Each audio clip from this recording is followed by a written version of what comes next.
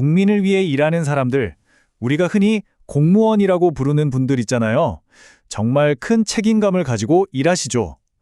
근데 만약에 이분들이 잘못을 저지르면 어떻게 될까요? 과연 우리 사회는 이분들한테 어떻게 책임을 물을 수 있을까요? 그래서 오늘 바로 그 시스템, 대한민국 공무원 징계 제도의 모든 것을 한번 제대로 파헤쳐 보겠습니다. 네, 정말 직설적인 질문이죠? 사실 오늘 우리가 이야기할 내용이 바로 이 질문에 대한 답이에요. 예를 들어서 세금을 함부로 쓴다거나 자기 권력을 막 남용하거나 아니면 공무원으로서의 품위를 떨어뜨리는 행동을 했다. 이럴 때 말이죠. 도대체 어떤 절차를 거쳐서 또 어떤 벌을 받게 되는지 지금부터 하나하나 뜯어보겠습니다. 자, 그럼 본론으로 들어가기 전에 이거부터 한번 생각해 볼까요? 아니, 왜 유독 공무원에게만 이렇게 엄격한 잣대를 들이대는 걸까요? 그 이유는 아주 간단합니다. 이분들의 행동 하나하나가 정부 전체에 대한 우리 국민의 신뢰랑 바로 연결되기 때문이죠. 그러니까 공직의 무게가 곧 국민 신뢰의 무게다. 이런 말인 겁니다. 자, 여기서 아주 중요한 개념 하나를 꼭 짚고 넘어가야 해요. 바로 징계벌하고 형사벌의 차이입니다. 이게 뭐가 다르냐고요? 쉽게 말해서 형사벌은 우리가 아는 것처럼 법을 어겨서 법원에서 받는 처벌, 징역이나 벌금 같은 거고요. 반면에 징계벌은 공무원 조직 내부에서 기강을 잡기 위해 내리는 일종의 행정적인 제재라고 보시면 돼요. 근데 진짜 흥미로운 게 뭔지 아세요? 똑같은 잘못을 저질렀는데 이 두 가지 벌을 다 받을 수도 있다는 거예요. 한 번 잘못한 걸로 두 번 벌 주는 거 안 되잖아요. 하실 수 있죠. 바로 일사부조리 원칙 말이에요. 근데 이게 왜 괜찮냐면 두 벌의 성격이 아예 다르기 때문입니다. 징계는 조직 내부의 규칙을 어긴 것에 대한 벌, 형사벌은 사회 전체의 법을 어긴 것에 대한 벌, 완전히 별개로 보는 거죠. 자, 그럼 이제부터 이 복잡해 보이는 징계 절차가 실제로 어떻게 돌아가는지 그 과정을 단계별로 한번 쫙 훑어보겠습니다. 집중해서 한번 따라와 보세요. 자, 보시면 과정이 굉장히 체계적이죠? 모든 건 1단계, 누군가의 잘못이 딱 걸리는 데서 시작합니다.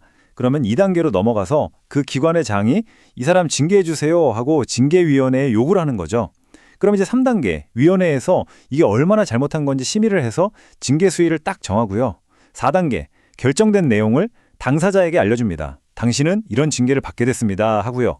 그리고 5단계에서 그 징계가 실제로 집행되는 거고요. 하지만 여기서 끝이 아닙니다.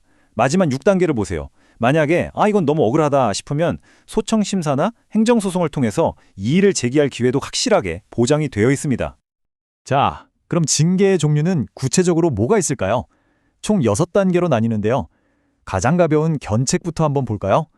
이건 그냥 공식적으로 앞으로 잘하세요 하고 경고하는 수준이에요. 그런데 반대쪽 끝으로 가보면 파면이 있습니다. 이건 그냥 해고가 아니에요. 아예 공무원 신분 자체를 박탈해버리고요. 심지어 퇴직금까지 깎이는 정말 어마어마하게 무거운 처분입니다. 이 표를 보시면 아시겠지만 각 단계마다 직업적으로 또 경제적으로 어떤 불이익을 받는지 아주 명확하게 정해져 있죠. 여기 보이는 이 숫자, 5년, 이게 뭘 의미할까요? 이게 바로 파면이라는 징계가 가진 무게입니다. 그냥 직장에서 잘리는 수준이 아니고요. 무려 5년 동안은 다시는 공무원이 될 수 없다는 일종의 족쇄 같은 거죠. 이 숫자 하나만 봐도 이 징계 시스템이 얼마나 무서운지 바로 감이 오시죠? 하지만 징계를 받았다고 해서 모든 게 끝나는 건 아닙니다. 이 시스템 안에는 공정성을 지키기 위한 아주 중요한 안전장치가 하나 있거든요. 그게 바로 소청심사라는 겁니다. 내가 받은 징계가 너무 과하거나 부당하다고 느낄 때 다시 한번 살펴봐 주세요 하고 이의를 제기할 수 있는 말하자면 마지막 기회인 셈이죠. 방법은 아주 명확해요. 징계 처분을 통보받은 그날부터 딱 30일. 이 골든타임 안에 소청심사위원회에 심사를 청구해야 합니다. 하루라도 늦으면 안 돼요. 시간이 정말 생명입니다. 자, 이제부터가 진짜 재밌어집니다. 이야기가 조금 더 깊이 들어가거든요. 생각해 보세요. 이 소청심사 과정에서 징계받은 공무원 혼자 싸우긴 힘들잖아요.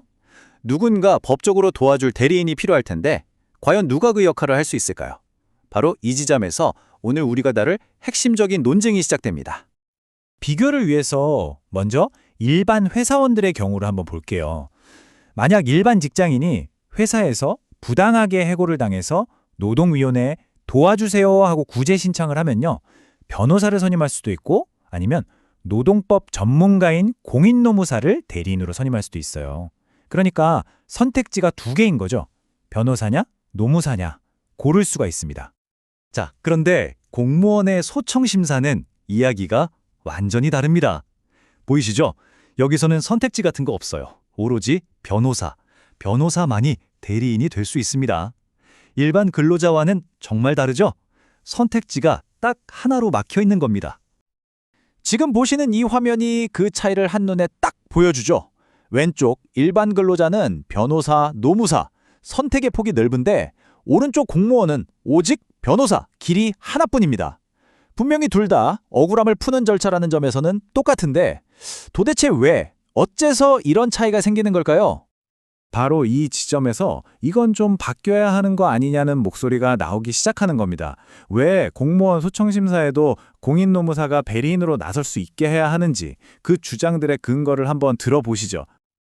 그 주장을 듣기 전에 공인노무사가 어떤 전문가인지부터 확실히 알아야겠죠? 이분들은 그냥 노동 문제 상담해주는 사람이 아니고요. 노동법, 인사관리, 분쟁 해결, 이 분야에만 완전 특화된 국가가 인정한 전문가들입니다. 실제로 노동위원회에서는 이미 수많은 사건들을 대리하면서 그 전문성을 충분히 보여주고 있고요. 주장의 핵심 근거는 크게 세 가지로 요약할 수 있습니다. 첫째, 방금 말씀드렸듯이 공인노무사는 이 분야의 스페셜리스트다. 둘째, 가만히 뜯어보면 공무원 징계라는 것도 결국엔 고용관계에서 생기는 노동 분쟁이랑 본질이 같다는 거예요. 그리고 마지막 셋째, 상위법인 행정심판법의 취지를 보면 이게 좀 말이 안 된다는 거죠. 법체계상으로도 모순이 있다는 지적입니다. 이 문장이 문제의 핵심을 정확히 꿰뚫고 있습니다. 결국 이 모든 논의는 법률 서비스의 소비자인 공무원 당사자의 입장에서 봐야 한다는 겁니다. 상대적으로 저렴하면서도 해당 분야의 더 전문적인 대리인을 선택할 수 있는 그 권리를 왜 막아두느냐? 바로 이 말이죠. 결국 이 변화를 주장하는 쪽의 목표는 아주 명확합니다. 누구나 억울할 때 법의 도움을 더 쉽게 받을 수 있도록, 즉 사법 접근성을 높이고요. 또 내 편이 되어줄 사람을 내가 직접 선택할 수 있는 그 권리를 넓혀주자는 겁니다. 전문성, 합리적인 비용, 그리고 가장 중요한 선택할 권리. 공무원이란 자리가 가지는 특수성을 생각하더라도 이들의 권익을 보호하기 위해서 이 닫힌 문을 열어줘야 하는 걸까요? 여러분은 어떻게 생각하시나요? 이 질문을 여러분께 던지면서 오늘 이야기를 마무리하겠습니다.